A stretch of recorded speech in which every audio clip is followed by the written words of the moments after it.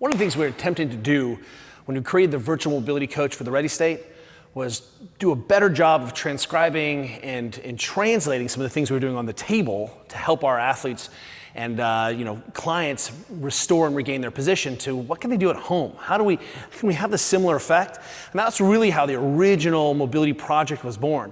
So I want to show you sort of this farm to table idea created by Diane, which is we're going to show you what it looks like on the farm, how I'm working as a therapist, so performance therapist trying to improve position, and then why we're doing it and what you can do at home. So I'm going to show you this mobilization.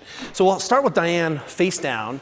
I'm showing you what it would look like. Now, I'm skipping ahead some parts because I've known Diane for a long time. I've worked with Diane a long time. But one of the things I want you to think about is if this is her shoulder blade, we're looking at how her shoulder blade's articulating with her body. And specifically, some of the tissues that sometimes get limited, or we find that if we mobilize the ribs, if we get some input into this tissue, specifically, we have better kind of scapular motion. And the position we're going to try to improve today is this hand goes behind her back, and suddenly, this is our hang shape, right? This is this internal rotation position. Of course, you have to be an external rotate, but in order to hang or swing a kettlebell or deadlift, you have to be able to get in the shape.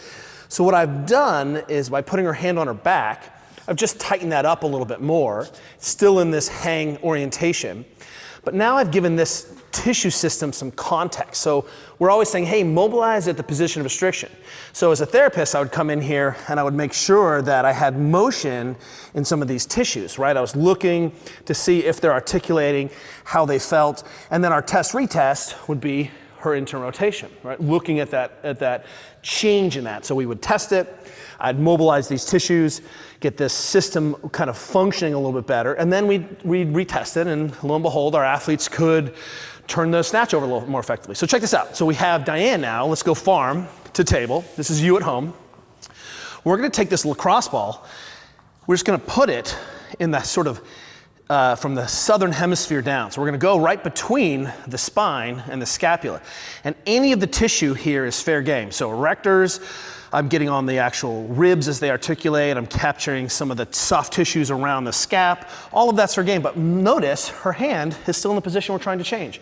So if I was mobilizing to change her internal rotation here, completely different context. So we're always trying to give it that contextual piece. What are you trying to change? Let's change that. So watch what happens. She lays on her back. I'll give you that ball. Goes behind the scapula here in that position.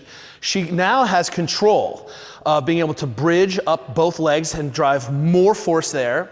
She can now control her breathing, and she can get the desired effect where she can get the pressure she's after, the position she's after. By tucking that hand into that internal rotation position, suddenly she can mobilize, wobble back and forth, move that ball back and forth, drop in, contract, relax.